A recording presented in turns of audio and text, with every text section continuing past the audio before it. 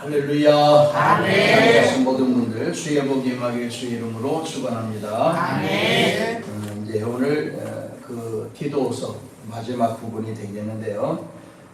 사랑하는 주님께서 차별하지 아니하시고 그에 대해 섬에 살고 있는 사람들의 과거의 선조들로부터 주어지는 열악한 환경과 그리고 강박한 그네들의 심령 속에서 그것도 유대인들이 들어가 잘못된 말씀을 전하게 되며 육적으로나 영적으로나 참 혼탁한 삶들을 살아가는 이들에게 하나님은 사도 바울을 통하여 디도를 이곳에 보내게 하시고 디도로 하여금 바른 목회를 감당하게 하시면서 그레데의 섬에 살고 특별히 신앙 안에 거하는 사람들이 온전히 주님을 섬기고 잘 믿을 수 있는 믿음에 권속되기 위해 함께 파송되어 고면하는 내용이 이제 1장과 2장과 3장에 기록되어 있는데 우리가 마지막 부분을 잘 기억하면서 제목이 선한 일을 가르치라 라고 하는 제목 속에 말씀을 나누고자 할 텐데요.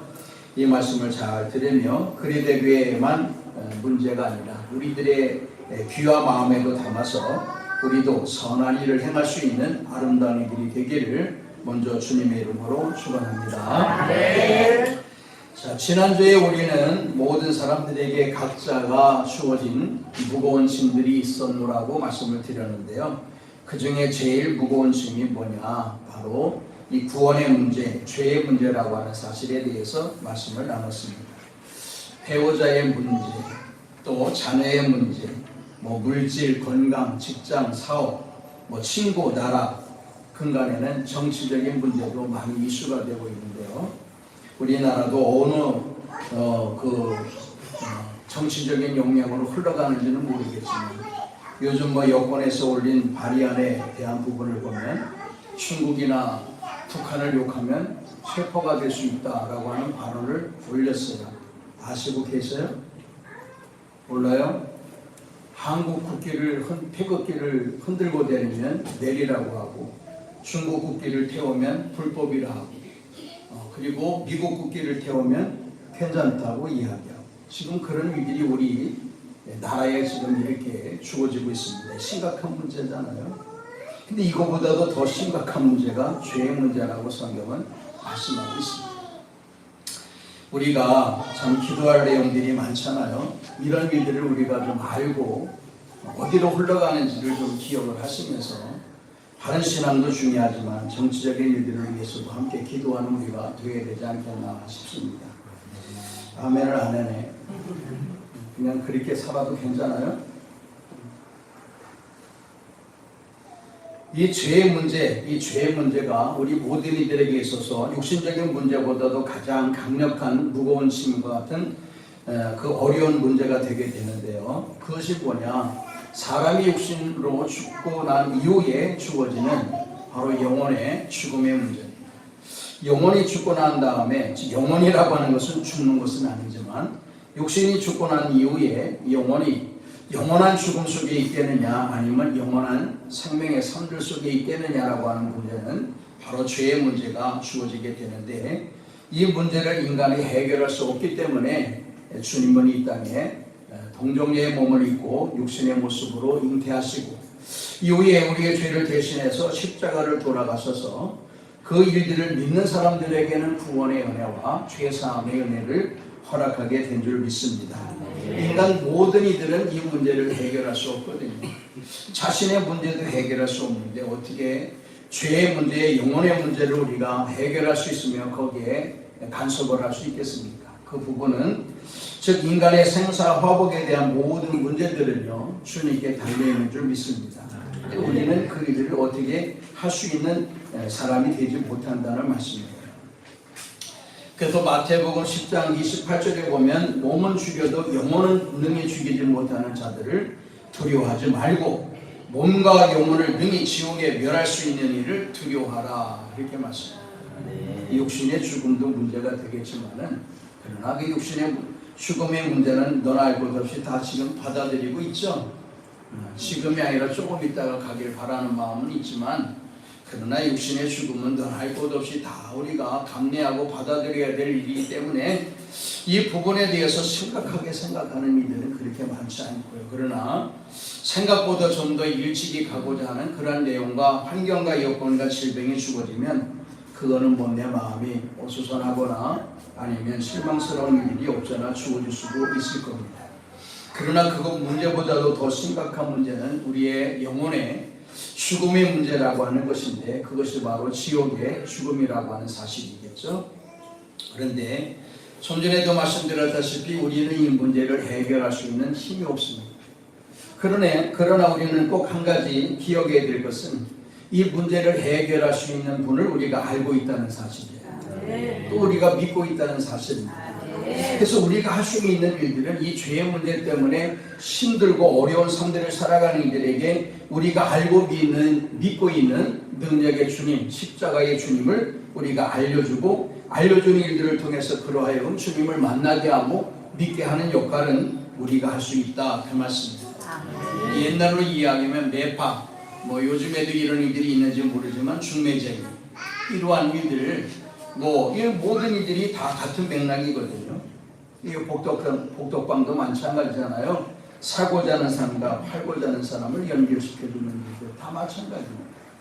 우리가 할 수 있는 일들은 고작 일들에 불과한데 그럼에도 불구하고 자기 혼자 이 중요하고 아름다운 사실을 감추고 아무에게도 알려주지 않는다면 그거 너무 욕심스러운 사람들 아니에요? 자기만 알아야 되겠어요? 알려줄 필요가 있잖아요. 우리도 누군가를 통해서 이 사실을 알고 또 그래서 우리가 예수를 우리가 믿는 믿음의 삶들을 살아가고 있는 거 아니겠어요? 지난주에도 말씀 함께 인용했지만 로마서 10장 14절 15절에 있는 말씀 보게 되면요, 그런즉 그들이 믿지 않은 일을 어찌 부르리요 듣지도 못한 일을 어찌 믿으리요 전파하는 자가 없이 어찌 들으리요 보내심을 받지 아니하였으면 어찌 전파하리요 기록된 바 아름답도다 좋은 소식을 전하는 자들의 발휘함과 같으니라 라고 했습니다. 믿지 않은 사람들을 어떻게 부를 수 있겠느냐? 이 부르는 사람들을 어찌 우리가 믿을 수 있겠느냐? 믿는 사람들이 전파하는 사람들이 없는데 어떻게 우리가 듣겠느냐? 다시 말씀드리면 전파하는 사람이 있어야 듣고 믿을 수 있다 그 말씀이고 믿어야 주님의 이름을 부를 수 있다는 얘기인데 그럼 누가 전파하느냐?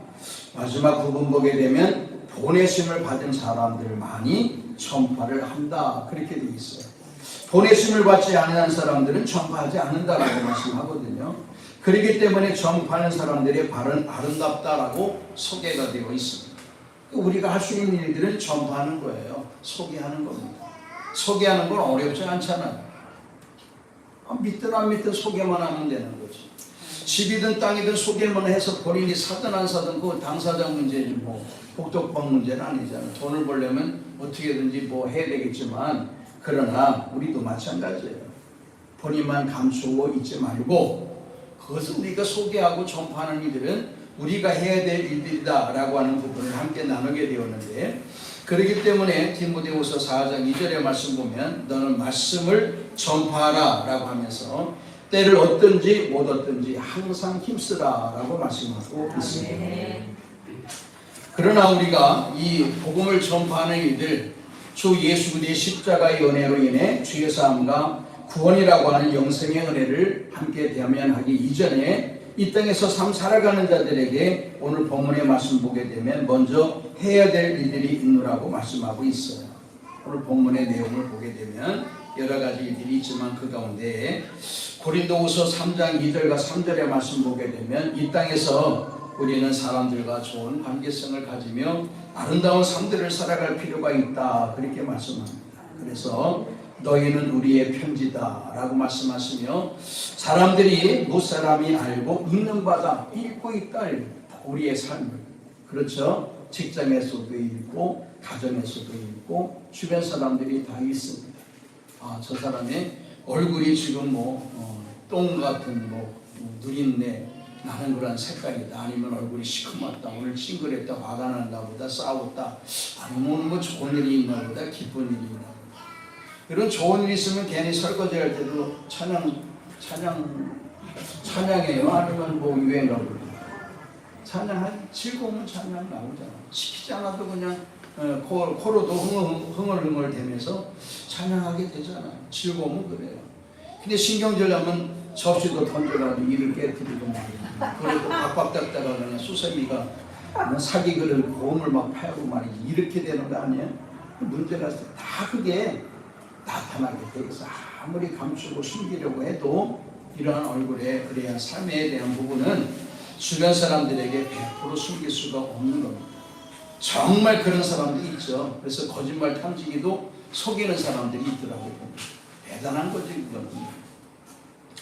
그런데 오늘 우리들은 이 땅에서 아름다운 삶들을 구원받고 영생 얻는 삶들도 가장 중요한 것이지만, 그러나 구원받아 영생의 삶들을 누리기 이전에 이 땅에서 해야 될 일들이 있다라고 오늘 본문의 말씀을 나누면서 2절에 그런 부분, 1절에 그런 부분을 제시하고 있거든요. 여기 너는 그들로 하여금 통치자들과 권세 잡은 자들에게 복종하며 순종하며 모든 선한 일 행하기를 준비하게 하라. 그렇게 말씀합니다.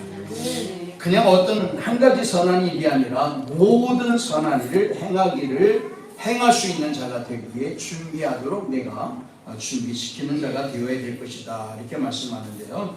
그것이 오늘 본문의 포인트가 되겠습니다.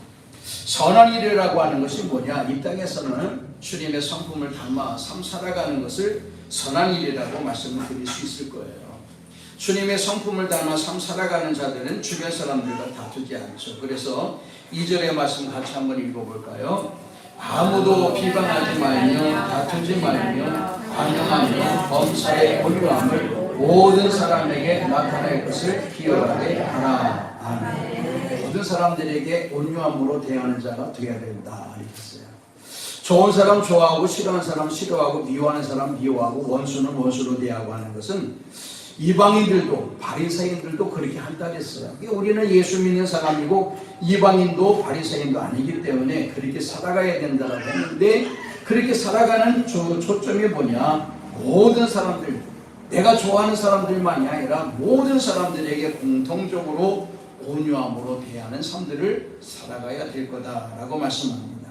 이게 쉬운 일은 아니지만, 그래서 아무도 비방하지 말고 누가 저거 이해하지 말고 제발 좀 다투지 말고, 자기 생각과 말과 맞지 않는다고 해서 다투고, 어떤 사람은 잘 아는 사람들끼리 술 한잔 먹다가 다퉈가지고 찔러 죽이기도 하고 때려 죽이기도 하는 이런 일들이 많잖아요. 다툼이라는 게 사실 사소한 것으로부터 시작이 되지만 이 결과는 이 죽음에 이를 수 있는 그러한 다툼이 될 수 있다, 그 말씀입니다. 관용해야 된다. 모든 사람들에게 넉넉한 마음을 가져야 되는, 그래서 범사에 그냥 뭐 교회에서만이 아니라 어디서든지 이 관용의 마음을 품고 모든 사람들에게 온유함으로 대하는 삶들을 살아가야 된다. 두 번째는요, 3절의 말씀 보게 되면 우리가 꼭 기억해야 되고 알아야 될 것이 있는데, 그게 뭐냐면 우리 모든 이들은 다 죄로 죽었던 사람이었다라고 하는 것을 잊어서는 안 된다. 이렇게 말씀해요.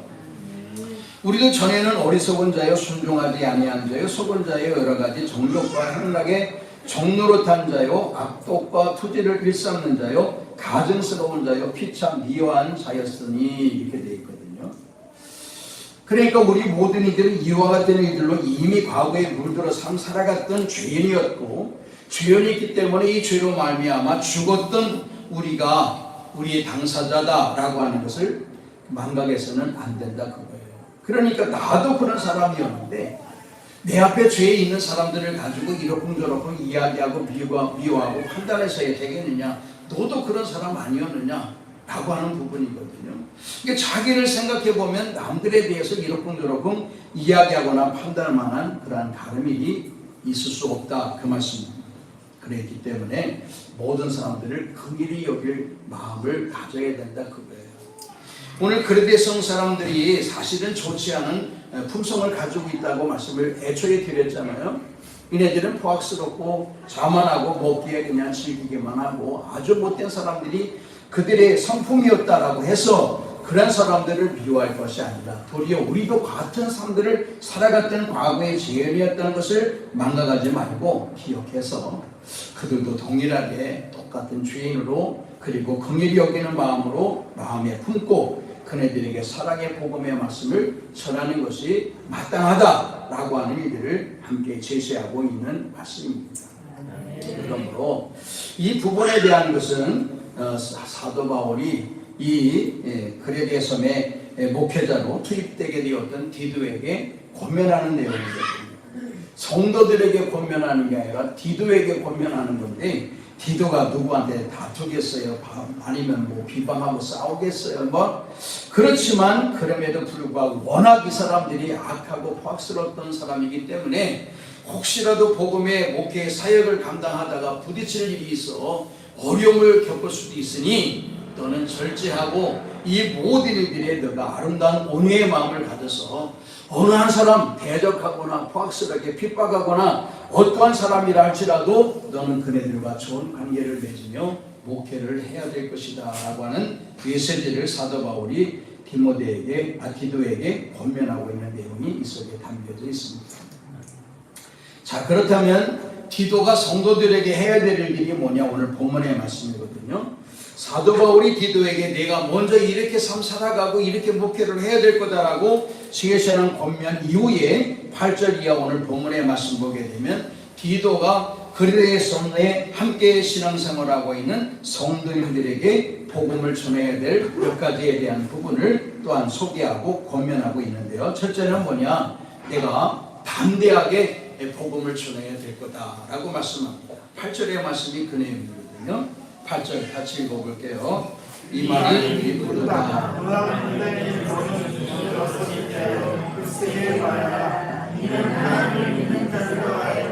조심하여 사람에게 힘쓰게 하라. 이것은 아름다우며 사람에게 유익하니라. 아멘. 너는 여러 것들에 지금까지 소개했던, 내가 전하게 되었던, 가르쳐 주었던, 권면했던 모든 것들에 대하여 강하게 담대하게 말씀을 전해야 될 거다. 굳세게 해야 될 것이다. 그랬어요. 굳세게. 눈치 보지 말라는 얘기잖아요.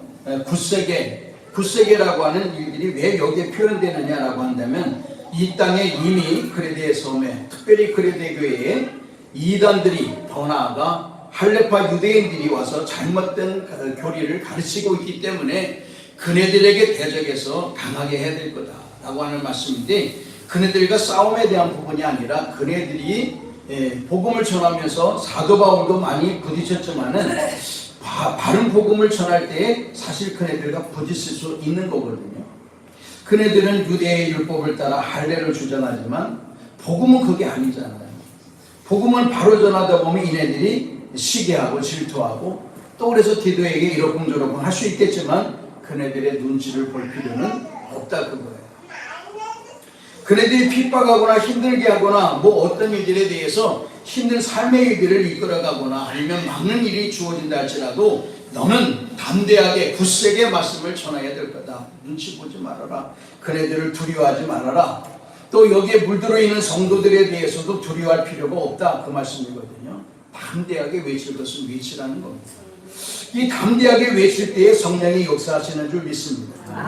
눈치 보고 슬슬 사람들이 좋아하는 얘기 하다 보면 성령께서 역사하시지 않으시죠. 뭐 그게 여기 자기의 일들을, 사람의 일들, 사단의 일들을 하는데 성령께서 역사하실 이유가 뭐 있겠어요. 그러나 하나님의 복음의 말씀을 제대로 전하면 성령께서 강하게 역사하거든요. 그렇기 때문에 그네들은 두려워 피할 수밖에 없는 겁니다. 우리가 두려움으로 전도하게 되면 그 사람이 눈만 찡그려도 무서워가지고 그냥 꼬리 내리고 딴 데 쳐다보고 전도지 내리고 그럴 수 있는데, 강하고 담대하다 하다 보면 그네들은 도리어 우리의 전도에 복음의 메시지를 피할 수 있고 아니면 받아들일 수 있는 그런 경향이 주어질 수 있다 그 말씀입니다. 담대하게 하면 사단이 물러가요. 그래서 너는 담대하고 일들의 마귀를 대적하여 싸우라라고 말씀하시는데, 싸우게 되고 또 담대하게 될 때에 성령께서 역사하시면 더욱 강한 역사로 이 모든 일들을 눈치 보지 아니하고 두려워하지 아니하고 복음을 전할 수 있게 된다라고 하는 말씀인데, 디도로 하여금 사도 바울은 그렇게 하라는 거예요. 누구 생각하거나 눈치 보거나 두려워하지 말고 바른 말씀, 바른 복음의 말씀, 십자가의 구원의 은혜, 이거를 바로 전해야 된다라고 말씀하는 거거든요. 부딪히는 대상은 두 가지입니다. 첫째는 거짓 교사들이고, 둘째는 거짓 교사들에 물드는 성도들이겠죠. 아니 이 사람들이 이렇게 가르쳤는데 왜 당신은 이렇게 이야기합니까? 라고 할 수 있는 거지만 그것도 기울이지 말고 담대하게 오로지 진실된 복음만을 전해야 될 거다라고 말씀하고 있습니다. 사도 바울이 복음을 담대하게 전해야 될 이유가 두 가지가 있는데 디도가 첫째는 거짓 교사들의 유혹에 빠지지 않도록 하는 거예요. 이네들이 정말 영혼의 구원을 위해서 이 거짓된 부분의 일들을 가르치는 걸까요? 이단들이 정말 그러는 걸까요? 아니면 보살이나 아니면 무당질을 하는 굿쟁이들이 정말 그러는 걸까요? 영혼들이 정말 천국에 입성하고 죄사함 얻기 위해 그네들이 수고하며 돈을 뜯고 갈취하는 부분이 있는 걸까요? 그거 아니잖아요. 말은 천국에 대한 부분, 영생에 대한 부분을 제시하면서 결국 얻어지는 것은 자신의 주머니를 채워나가는 거 아니겠어요? 그렇지 않아요? 그네들이 요구하는 물질을 다 대줘야 돼요. 그것도 안 되면 두 번, 세 번 해서 결국은 그 가정이 파산하게 되는 부분인데 오늘 여기 디도서에도 있는 말씀 보게 되면 가정을 쪼개는 데에 대해서 이네들은 조금도 두려워하거나 아니면 마음의 가책도 가지지 않았다고 얘기를 해요. 가정이 쪼개지든 이네들의 영혼이 천국 못 가 지옥에 가든 이네들이 은혜스럽게 살아가지 못하고 다툼과 불평성에 살아가든 거짓 교사들은 거기에 마음 쓰고 있는 게 아니라 오직 자신의 이득과 이익과 그리고 주머니를 채로 나가는 일들이 혈안이 되어 그렇게 가르치고 있기 때문에 이네들의 이 유혹된 일들에 빠지지 않게 하기 위해 사도 바울은 디도에게 강하게 성도들에게 복음의 메시지를 전해야 될 필요가 있다라고 말씀해 주고 있습니다. 이 부닥거리나 굿쟁이들에게 빠진 사람들이 뭐 잘됐다는 사람 얘기 들어봤어요. 난 그런 얘기 해봐요. 전에 제가 이제 우리 어렸을 때 말씀을 드렸습니다만은 예수 믿고 복 받으라 라고 했던 그 복이 내 어릴 때는 이 땅에서도 그냥 돈 많이 벌고 잘 살고 좋은 집에 사는 복으로만 생각을 했는데 그래서 그 80여 가구 중에 한 3-4 가정이 제일 가난했었다고 했잖아요. 예수 믿고 복 받으라니까는 제일 가난한 우리가 복 받으라니까 동네 사람들이 야 인마 너나 인마 예수 믿고 복 받으라 인마 제일 가난한 사람이 뭐 복 받으라니까. 근데 이제 이후에 알았어요. 아, 그 복이 육신적인 복만이 아니라 영생의 복이구나. 어릴 때는 잘 몰랐는데 이후에 보니까 아, 이게 육신적인 복도 복이지만 영혼의 복이 더 귀한 복이구나. 그 복을 받으라고 우리가 메시지를 전하는구나 라고 생각을 했어요. 근데 여러분 주변에 우리 보살들 이 절막 이거 그려져 있는데 보시죠? 어떻게 뭐 저렇게 앞에 있는 그 절이 뭐야? 큰 절 거기 산막사. 산막사 같은 큰 절도 있지만 이 보살들 보게 되면 전부 쪽방에서 하고 그래 돼. 안 봤어요? 그러면 안 봐? 안 봤어? 아이, 좀 봐봐. 어디서 절막을 그려놓고 어디서 저기 붙여주고 어디서 점 봐주는지 한번 좀 봐봐. 응? 다들 쪽방에서 하잖아. 그 본인들이 이렇게 잘 맞추고 할 정도면 본인들이 이제 산막사처럼 저렇게 큰 데 가서 하든지 자기도 자기 복에 대해서 알지도 못하고 받지도 못하면서 뭐 누구 복을 받게 하느냐고 쪽방에서 그거 점치고 있겠어. 그 말이 돼요? 근데 우리 기독교의 교회는 다르다 그거예요. 욕심의 복만 주장하는 게 아니라 영혼의 복을 주장하기 때문에 쪽방에서 하든 아니면 뭐 지하에서 하든 관계없다 그 말씀이에요. 이해가 돼요? 만약 우리도 욕심의 복만 이야기한다면 우리도 크게 건물을 줘야 되지. 그래야 그렇게 메리트가 되고 말의 어필이 되는 거지. 무슨 뭐 지하에서 복음을 전한다고 그래요. 어떤 목사님은 지하에 부흥에 와가지고 한다는 소리가 지하에는 성령이 역사하지 않는다고 그랬다는 얘기 들었는데 진짜 그랬다고 그래요. 아니 뭐 거기 지하는 뭐 침투를 못해서 그러나 아니면 뭐 어두워서 성령이 역사에 못 들어가는 거예요? 그러면 안 되잖아.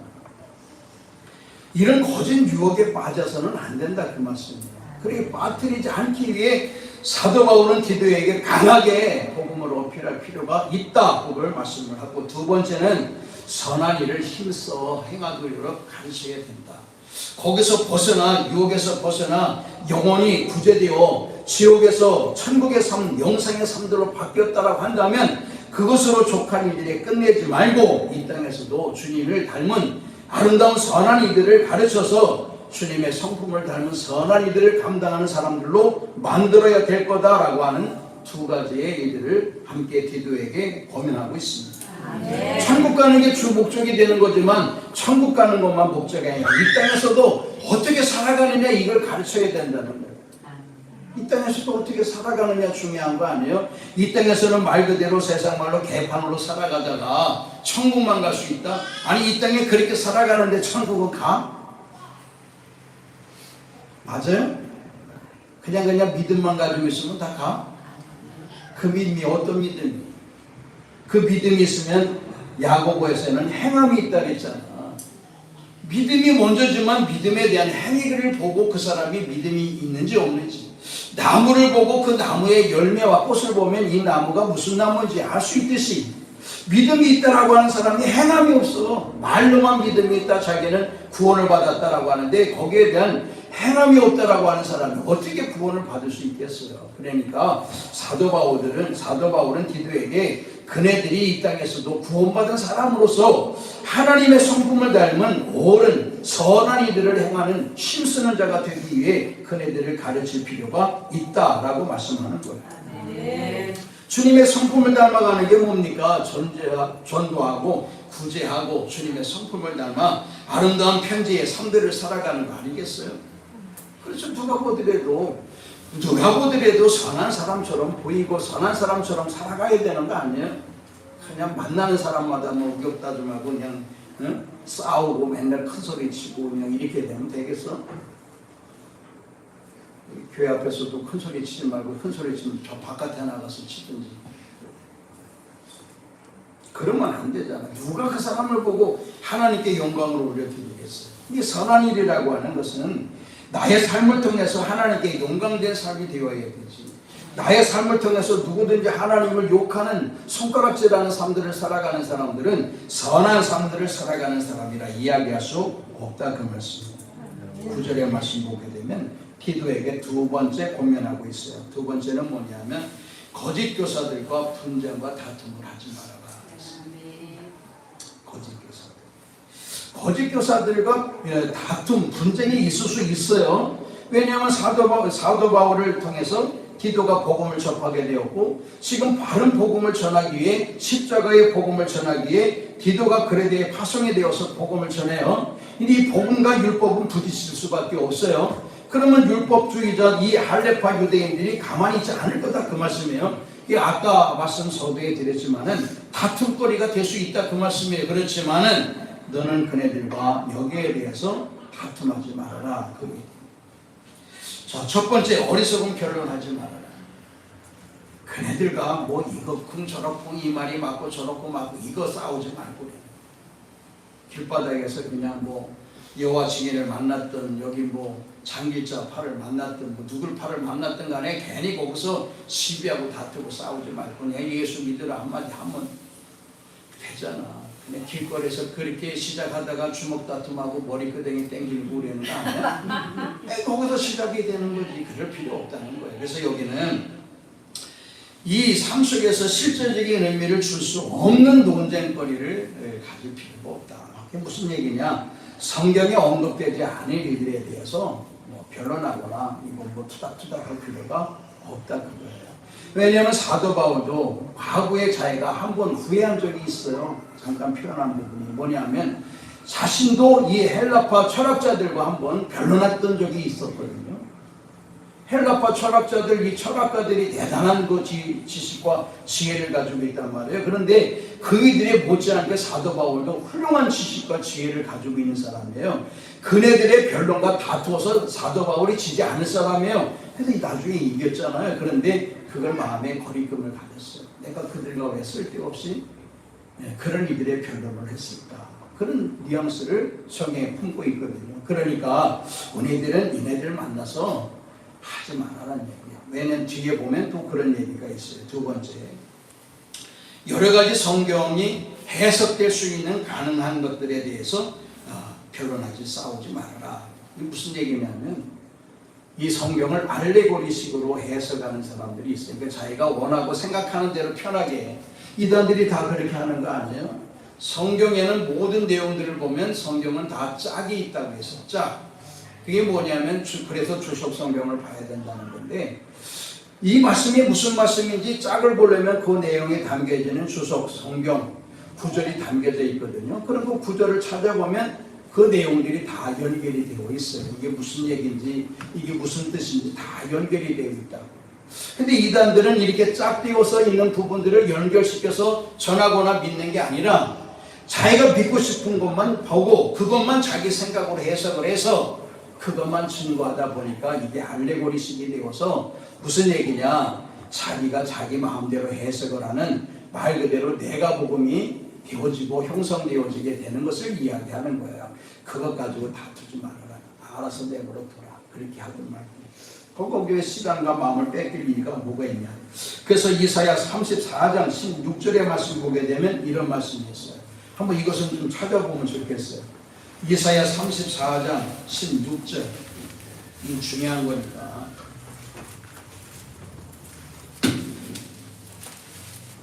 이사야 34장 16절 찾으시면 같이요.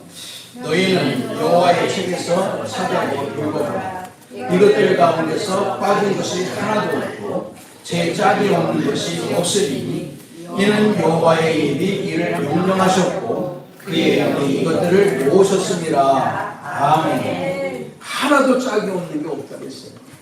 다 짝이 있는 거야. 그러니까 이게 무슨 뜻이야? 그러면 짝을 찾아보면 돼요. 이게 쉽게 얘기 들으면 성경 공감복음에 그런 말씀이 있잖아요. 아니 자식이 부모에게 좋은 것 달라고 하는 거 좋은 거 주지 않겠느냐 이렇게 표현되는데, 다른 데 말씀 보게 되면 이 좋은 것이 뭐라고 되어 있다고요? 성령으로 되어 있잖아. 그게 이해가 되는 거야. 아, 그게 사람에게 최고의 좋은 것을 주시는 부모, 그 부모가 최고의 주실 것은 아름다운 성령, 바로 영적인 아버지가 자녀들인 우리에게 주시는 최고의 좋은 것 선물이라고 하는 것이 매체가 되어 있고 짝이 되어 있다는 거예요. 그러니까 한 가지만 보면 자기 좋은 것, 그러면 이 알레고리식으로 해석이 될 수 있거든. 뭐 차가 될 수도 있고, 뭐 비행기도 될 수도 있고, 뭐 아니면 뭐 좋은 아파트가 될 수도 있고, 뭐 금덩어리가 될 수도 있고, 이거 다 같이 자기 마음대로 해석이 될 수 있는 건데, 그러나 짝을 보게 되면 아, 이게 성령이구나 라고 하는 것을 할 수 있다는 거예요. 그렇게 짝이 다 되어 있다는 거야. 근데 이게 한 가지만 빼가지고 이걸 주장하면 이게 말 그대로 이단적인 요소가 다분히 주어질 수 있는 것이기 때문에 그네들은 어리석은 표현을 할 필요가 없다. 구원의 문제와 신자의 중요한 삶에 대한 부분이 아니고서는 그들과 변론할 필요가 없다. 그런데 복음에 대한 부분은 뒤져서는 안 되죠. 이건 변론이 아니에요. 그냥 단호하게 복음을 외치는 것이 복음이지, 복음 가지고 야 성경에 뭐 이랬어 너는 뭐 이거 그렇게 하지 말고 그런 것은 다툼거리에 만들지 마라. 두 번째, 족보 이야기를 하지 말아라. 족보 이야기. 우리들은 요즘 족보 얘기 안 하죠? 응? 또 자기 족보가 대단하다고 뭐 이렇게 힘주고 다니는 분 있는 거 아니야? 족보에 대한 다툼하지 말아라. 왜? 유대인들은요 이 족보를 굉장히 중요하게 여겼거든요. 마치 이 족보가 구원의 계열 같은 생각을 하게 됐어요. 왜냐하면 자신들은 아브라함의 자손이고 계열이다 이게 주장하기 때문에 그래요. 그래서 자신들은 선민이라 생각하고 그 외의 사람들, 그 외의 민족들은 전부 다 아주 뭐 이방시하고 말 그대로 개와 사마리아 사람들처럼 그렇게 취급을 했던 사람들이에요. 그러니까 아브라함 계열에 있는 사람들만 못지 대단하고 선민이고 구원받는 사람으로 생각을 하고 주장하기 때문에 그거 중요하지 않다. 그 족보에 대한 부분은 필요하지 않다. 우리 형님이 우리 장씨, 제가 있는 장씨 족보를 가지고 있는데 난 한 번 본 적이 없어요. 애들 이름이 어디까지 써있는지도 모르고. 자, 그 다음에 세 번째는 율법에 대한 다툼을 피하라 이렇게 되어 있어요. 율법에 대한. 이 율법에 대한 부분이 이미 예루살렘 교회에서 정리가 됐잖아요. 반대받지 말고 그 율법을 따르지 않아도 되고 라고 하는 것이 정리가 됐는데, 얘네들은 계속해서 뭐 안식일의 준수, 할례, 뭐 밥을 먹는 데 주어지는 정결의 예식, 집에 들어올 때 예수, 이거 엄청 따지고 다 율법에 있는 거거든요. 그러나 그것 가지고 하지 말아라. 얘네들은 그렇게 살도록 내버려 두고 너는 너대로 신앙의 복음의 선들과 그 복음을 여기 이 그레데 섬에 함께 신앙생활하고 있는 성도들에게 가르칠 필요가 있다. 그 말씀하는 거예요. 세 번째 10절에서 11절의 말씀인데요. 같이 읽어볼게요. 10절 11절. 이단에 속한 사람은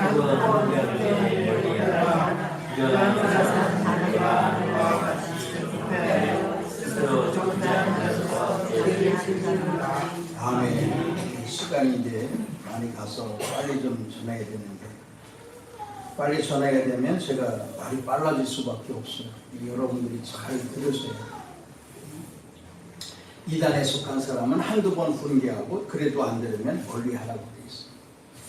그래도 처음부터 얘네들을 멸시하고 우리가 뭐 아예 상종하지 않고 이렇게 하는 게 아니라 한두 번은 그 대적하기 위해서가 아니라 불쌍히 여기는 마음으로 그 영혼을 이단에 물들어 잘못된 삶들을 살아가고 있으니 대적하는 것이 아니라 그 차원이 아니라 불쌍히 여기는 차원으로 한두 번 권면할 필요는 있다. 안 받아들이면 멀리하라는 거거든요. 멀리하라고 하는 것은 뭐 교회에서는 쫓아내라고 하는 부분인데요. 사도행전 4장 12절의 말씀을 잘 하잖아요. 우리에게 구원받을 수 있는 이름, 그 이름 한 분을 하나님이 우리에게 허락하셨는데 그 이름이 뭐라고요? 예수 이름 외에는 우리에게 구원받을 만한 이름을 주신 적이 없다고 했어요. 그러니까 예수 이름만 전하면 되는 건데 그게 아니라 다른 사람 이름을 전하면 이게 이단이다. 잘못된 거죠. 근데 그럼에도 불구하고 우리가 그를 따른다? 우리도 잘못된 거예요. 자, 그런데 훈계에도 안 듣는다? 그런 사람들을 멀리, 즉 교회에서 쫓아내야 될 거다. 다른 사람, 바깥에 있는 사람이야 내버려 두고 교회 안에서도 이렇게 이단에 물들어 있는 이들에게는 권면도 하고 안 들으면 쫓아내야 돼. 다른 사람이 물들일 수 있으니까 쫓아내야 된다. 그렇게 말씀해요. 이 사람들은요 이미 그 송진으로 인해서 나무가 뒤틀러진 나무들이 있잖아요. 그 뒤틀러진 나무는 바로 성장이 되지 않아요. 삐뚤어진 마음 가지고 신앙생활하게 되면 바른 복음을 전해도 안 받아들여요. 그러니까 오늘 바른 나무가 되어야 되잖아. 요즘엔 옛날에는 낙엽송이라고 하는 나무가 아주 고장되어서 예뻤는데 요즘은 길거리 가로수로 많이 심은 나무가 있죠. 요즘 가을에 더 예쁘더라고 보니까 이름이 어려워요. 메타 세콰이어라고 하는 나무가 있어요. 그래서 이렇게 됩니다. 키 크게 10m도 막 올라가고 꽃장자라고 양쪽에 긴 가로수도 있고요. 요즘 단풍에도 들어오서만한데 아주 보기 참 좋더라고요. 그렇게 되어야 되지. 그래야 제목으로도 쓰고 이것저것 쓰고 보기에도 좋고. 근데 이게 삐뚤어진 사람들은요 나무와 같이 아무리 복음을 전해도 삐뚤어진 마음으로 받아들이니까 변하더라고요. 안 변해요. 30년 동안 들어도 안 변해. 왜? 삐뚤어진 마음 갖고 들으니까 안 되는 거예요. 이단들이 그렇다니까. 이단들과 다를 거 없는 신앙인들이 무슨 사람이냐? 삐뚤어진 마음 갖고 신앙생활하는 사람. 스폰지와 같이 주의 말씀이 주어지면 다 받아들여서 아멘 아멘 하고 나도 그렇게 살아가야지. 그렇게 살아가지 못한 것은 또 우리가 잘못할 수 있을 수도 있는 거니까 회개도 하고 그래야 되는데 삐뚤어진 사람들은 받아들이지도 않고 회개도 안 하고 변화도 안 되고 30년이 아니라 300년 동안 그렇게 해도 안 되는 거예요. 왜? 삐뚤어진 마음 갖고 하니까 그러는 거예요. 이런 사람들이 참 불쌍하죠. 우리도 한번 생각해 봐요. 내가 혹시 삐뚤어진 마음으로 신앙생활하는 것은 아닌가. 안 받아들이는 사람이 되어서는 안 되죠. 그래도 우리가 복음을 들으면 받아들이면 또 그렇게 살아가려고 애쓰고 안 돼도 애쓰는 마음이 그 중심이 본인은 알잖아. 하려고 해도 안 되는 사람도 있고 하려고 해서 조금 더 움직이는 사람이 있고 변화가 되는 사람이 있는데 삐뚤어진 사람들은 마치 길잡과 같은 사람이기 때문에 안 돼요. 복음이 들어가질 않아요. 그러니까 변화가 안 돼요. 수십 년을 쳐다보고 수십 년을 우리가 신앙생활을 같이 하고 수십 년의 복음을 들은 게 아니기 때문에 변화되는 일이 하나도 없어요. 똑같아요. 30년, 50년 전하고 똑같아요.